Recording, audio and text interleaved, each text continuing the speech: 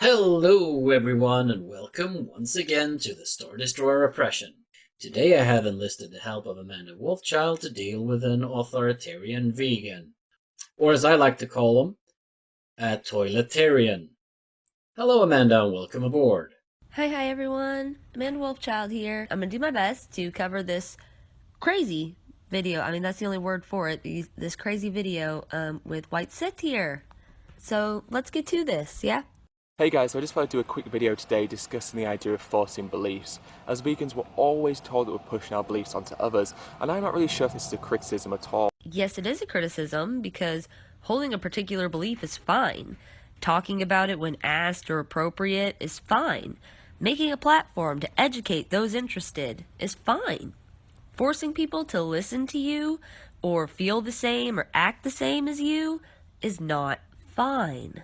And I think a good place to start with this is to view social justice movements in the past. If we look at the Black Rights Movement, they forced their beliefs of equality onto racists.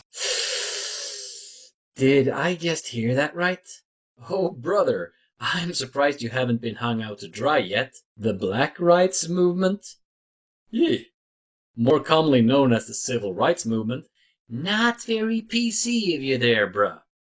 And yes, the black population were indeed oppressed at this time, and they stood up for their rights. Nothing wrong with that. And yes, America was much more racist back then than it is now. Black people have all the same rights as all the other races under the Constitution. And if we look at the suffragettes movement or the feminist movement, they forced their views of gender equality on misogynists. Everyone that did not agree with either of these movements were not, by default, either of these terms you just stated. They might have been conservative in their views. To me, they did not strike out against racist or misogynist, but as a society as a whole. No labels. And yes, in a way, they were forcing their ideas onto others. Given that everyone needs and should have the same rights, there was also a drawback, especially to the feminist movement. Back in the day, it would only require one person to work to provide a good life for their families. With the women's movement, even if warranted, now it more or less requires two working people with average income to create a decent life for your family. Which is a damn shame, since it's becoming more and more common for people to be single parents. But I digress. So to claim that it's negative to force your beliefs onto others is incredibly misguided, because if social justice movements did not do this, if they didn't make their needs heard or their beliefs heard, then they would never achieve their goals. It's by forcing your views on others that real social change can be enacted, because if you didn't do so, then nothing would ever change. Social movements is indeed pushing for change. But the pushing is usually towards government, officials, and different lobby groups. The vegan movement seems to target individual people and trying to force them to change their mind. I remember back in the day, being a vegan was hip, cool, and trendy. You did it to fit into a certain group, or, even if virtue signaling wasn't a term back then, I would probably deem it so now. Even though it was more of a dietary choice, and perhaps to some degree a lifestyle choice. Nowadays it seems more of a religion where you try to convert the masses and proselytize as much as you can. There are people who need to eat vegan food simply because of a physical condition. They may be allergic to certain types of food, or they will gain a ton of weight if they eat meat. Thyroid problem is such a condition. These people usually tend to let everyone eat whatever they want and then get on with their lives. So there's a big difference between trying to affect the people in power and forcing your beliefs on everyone else. Look, you can still care for animals. You can make sure that they have a good as life as they can before they're killed for food. You can still want humane transport and decent living standards for animals without being a vegan. And if you're a meat eater watching this, you might be saying, well, that's different because you're talking about black people or women who are fundamentally humans. We're talking about a different species. And the thing is, you've got to remember that black people and women used to be oppressed like we oppress animals today. They used to be viewed as less than. Wow! Holy crap! Did you just compare women and black people to animals? Granted, and not having the rights as the rich white men did make them less of people, but never at the same level as animals, unless you count the disgusting full-fledged racists that used to hunt black people. In that case, I would agree with you, but that would be the only contingent I would toss your way regarding this. And that's exactly how we view animals. We view them as less than humans, like we used to view black people as less than white people or women less than men. It's the same idea, and it's very, very convenient to be the oppressor and to judge those who are speaking on behalf of the victims. So, women and black people are victims now? Only if they choose to be. Everyone can get far if they choose, no matter what arbitrary stuff they have to drag along. It's like some of these morons actually believe that white men have everything handed to them. Sure, there are some that do. Usually they're from wealthy families with more connections and influence. The rest of us have to work hard at what we do to get anywhere in life. Same as everyone else. Because you're the oppressor and you like the position you're in the position of privilege and the position of power. So when people try and take that away from you by saying, hang on, maybe you're not as important as you first thought you were, you're going to react in an aggressive way. Hold on. Hold on. What power do I hold? What privileges do I have? And have I been aggressive so far? Nope. Also, when someone forces someone else to do something they don't want to do, there's a big risk that there will be aggressions. What if someone forced you to eat meat? Surely you would be aggressive then. And saying that vegans are forcing their beliefs on you is purely a manifestation of this fear that you have, this fear that perhaps you're not as important as you thought you were, and perhaps humans aren't on this pedestal above all animals. I personally don't feel we are above other animals. I feel we all live within a symbiotic relationship, an ecosystem. We humans are the top predator of that ecosystem, partly because of our omnivorous nature. I get that the idea you're against is the practices used to procure our food and raise these animals, but you never state that. You just rail against the idea of eating meat in general, which is fine as a personal choice, but don't try to push that shit on everybody else. Most people aren't going to want that, and they have every right to not want that. While there are animals that are very crafty and smart when it comes to specific tasks, such as chimpanzees using sticks to fish out termites out of a termite hill, or otters using stones to open clams. They have specialized in these things, but humans are the most adaptive and creative of them all. This means that we are on top of the food chain. It was not always like this. When we were cavemen, we often fell prey to predators of various sorts. Then we grew smarter, and we invented better means of protecting ourselves from these predators. Still don't have a natural predator other than ourselves, that is. This makes us more than other animals. Does this mean that we should mistreat animals? No, I don't think so. I think we need to do our best to help the endangered animals, especially the ones that we have put on the brink of extinction ourselves. And I think that the animals that we have for food should have a decent life. But I'm not going to stop eating meat, nor will I force anyone to eat meat or not eat meat. That is up to the individual. If we move on, it really strikes me as being interesting how we don't view people who campaign for human equality, such as the fair pay of people who work in sweatshops. We never say that those people should be criticised for forcing their beliefs onto others. Well, no. That is totally different. This is stated in law. Everyone should have decent pay for their work. Being forced to work in sweatshops is not humane, and protesting against it is not forcing your beliefs on anyone other than the greedy bastards taking advantage of poor people. This is not an individual level. This is directed at companies and the people in charge of these companies, not everyday Joe or Jane. Likewise, I find it even more interesting that we never say the people who fight for the end of the Yulin dog meat trade or the end of the Taiji dolphin slaughter, we never say that they're pushing their agenda or forcing their beliefs in a negative way. Well, that would depend on the manner of how you're going about advocating for these things. Harming others, burning stuff, and similar things, I would indeed deem negative. But there is a hierarchy for a reason. Dogs have been mankind's companion ever since they got tamed as wolves.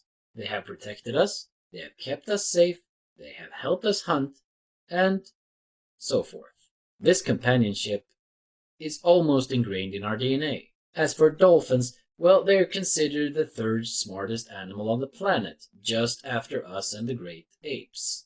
There's a reason why many people are upset when they see ashtrays of ape hands. We don't kill these animals because there is no need to. They are free. We have other animals for that use, so that we don't have to kill these other animals.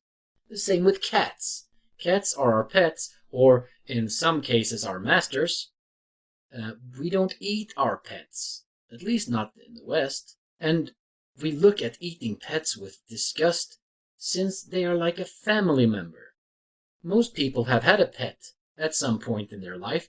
The majority of these people would never consider eating their pets. And this quite simply comes down to an ego-driven sense of self. For people in the West who consume animal products, we hate the idea of being told that we can't consume dairy or meat because it's something that we enjoy. But we don't enjoy eating dog like they do in China, so we find it very easy to criticize them for doing so, saying that their actions are moral, while at the same time overlooking the fact that our actions are identical. Again, it's not immoral to eat meat. It's immoral to eat someone's pet, or overhunt a population, or treat the animals in your care inhumanely. These things we can all agree on. Though you make none of these points, you make no real points at all in this rambling. I remember when a Swedish company called Findus had a scare a couple of years ago. It came out that they had filled out their meat in their lasagna with horse meat, and the Swedes became furious. This is when we get mad, folks. Not when the government takes in way too many people that we can't handle. Nope, we get mad about horse meat. Strange, huh? Well, that was a side note. It's ironic if you say save the dolphins or save the dogs, you're seen as some sort of animal rights hero, you're a fantastic person. But if you say save the pigs or save the cows, you're seen as a vegan extremist who's forcing their beliefs. Look, if you're chanting at a protest, save the cows, that's perfectly fine. If you try and reason with people through discussion, also fine. If you break into places, sabotage stuff, and release animals into the wild that have no way of keeping themselves alive, or even worse, kill other animals that are pets or breeding animals, then you're a damn extremist. No ifs, ands, or buts.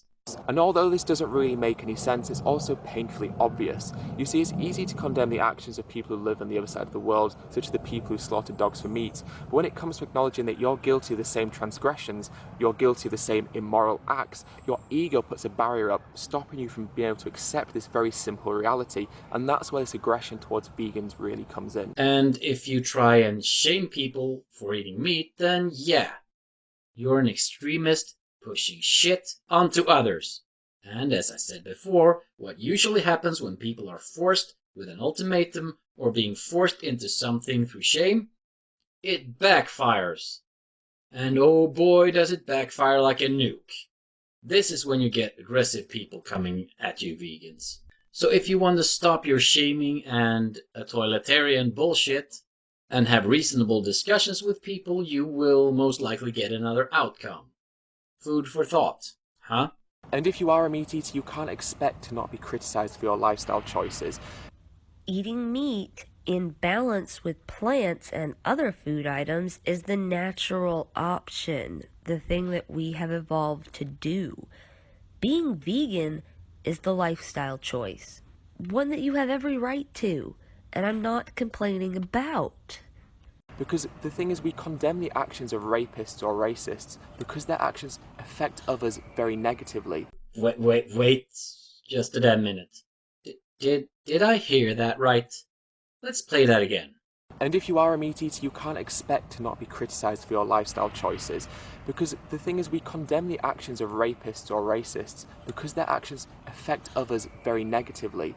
Likewise, if you're a meat eater or even a vegetarian, your lifestyle choices have a negative effect on others. Holy fuck.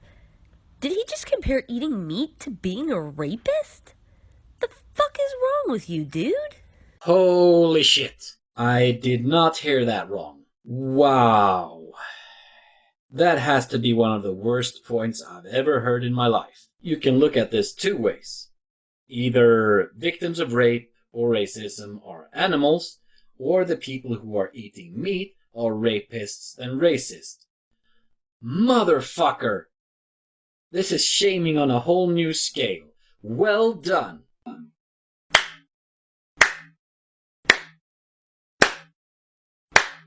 You have just earned a spot on Shaming of the Year award.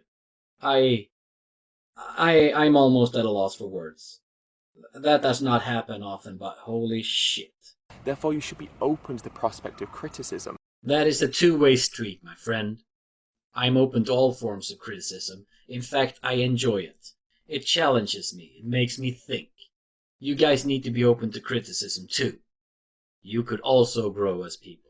But then again, most of you die-hard religious, fanatic vegans already believe that you are infallible and more virtuous than the rest of us, so I'm guessing that won't happen. When your dietary choices are directly having a negative impact on the life of our planet, because animal agriculture is the leading cause of environmental degradation and climate change, you have to expect to be criticised. I disagree with you on this point. I think chopping down the rainforest is the lead cause of planet degradation. And in general, I don't think the meat industry in itself is the cause of the harm. It's all the waste.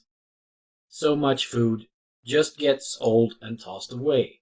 That is where the real harm is. If it was better regulated so that 1.3 billion tons of food did not go to waste, then that would be a worthwhile goal and would reduce the number of animals slaughtered unnecessarily, and the vegetables perhaps frozen if they're not going to be used directly.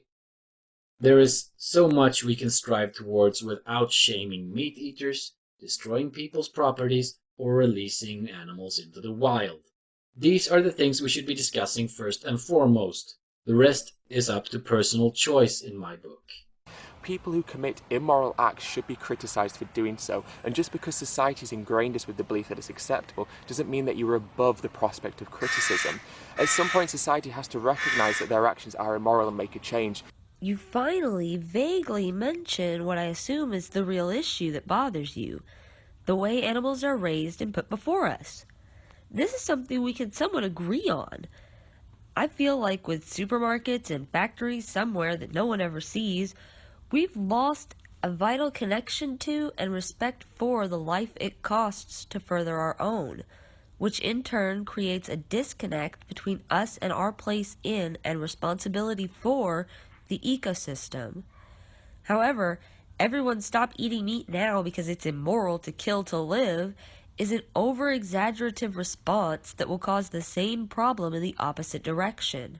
I personally feel small-scale sustainable farming is the way to go. But this would take massive change in many areas and won't happen anytime soon. Ever if people like you keep going around spouting this crap and delegitimizing even common sense conversation on the topic. And although these are continuous battles, we've done this with black rights, we've done this with women's rights, we've done this with gays' rights, and we continue to do so with other marginalised and oppressed groups in society. Animals are not humans. Animals are not given human rights. If an animal were to show the same cognitive behavior as a human, then they would be given human rights. No animal has done so thus far. And no, it's not immoral. We humans are omnivores. If we were meant to be vegan, then why would we need B12 supplements? Sure, B12 is found in some nuts, but usually one does not get enough on a vegan diet alone. So why does our bodies not work on a vegan diet alone? Tell me that? We're capable of eating anything. Well, if it's properly cooked and not poisonous, that is. Yes, we may not show the carnivorous tools such as sharp claws and sharp teeth, but we invented tools for this.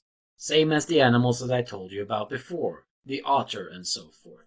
Should the otter not eat clams, since it has to open it with a stone? We became omnivores and meat eaters for a reason. It was to survive harsh conditions where plants, berries, nuts, and fruits were scarce. So it's not immoral, it's ingrained in us. Sure, we have the skill set and the mental capacity not to eat meat anymore, and perhaps we will get there at some point. But shaming and forcing people is not the way to go. Likewise, animals fall into this category of being oppressed and marginalised, which is why we continue to fight for their rights. And it's okay to admit that culture has had an effect on us, but we can't use that victim mentality to justify why we continue to consume animal products. We have to enact meaningful change and be a conscious liver and realise that when we do commit these atrocities, we should be criticised for doing so. Animals aren't people. Stop equating the two. Sure, criticize away, that is fine. Just make it constructive criticism. And I wonder, how does a vegan look at halal slaughter? Is it the same no matter how you kill the animal? I would like to know this. This is a serious question. So if anyone that is vegan and a staunch advocate like this guy could tell me, I would be very grateful. And if we put all of that argument aside, it really just boils down to the hypocrisy of the statement that vegans are forcing their views onto others. Because by being a meat eater or a vegetarian, you are literally forcing animals and the planet to suffer and be negatively affected because of your beliefs. You are forcing animals to die, be raped, or at least just be enslaved. And what? Again, no. I must have heard that wrong. Let's hear that again. And if we put all of that argument aside, it really just boils down to the hypocrisy of the statement that vegans are forcing their views onto others. Because by being a meat eater or a vegetarian, you are literally forcing animals and the planet to suffer and be negatively affected because of your beliefs. You are forcing animals to die, be raped, or at least just be enslaved. And wow.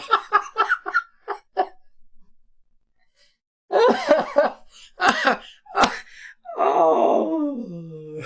Are animals being raped generally? Is there a rape house instead of a slaughterhouse? Well, what the hell, man? I'm sorry. I can't take anymore. There's a little bit left of his video, but I'm dying over here. If you guys want to see his full video, it's in the description below. Thank you, Amanda, for coming on this journey with me. It's been fun and strange.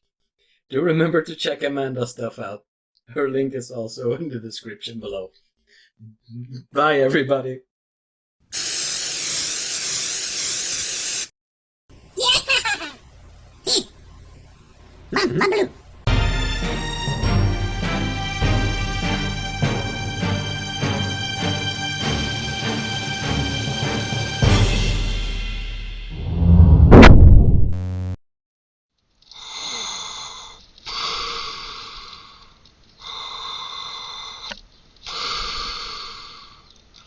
May the facts be with you, always.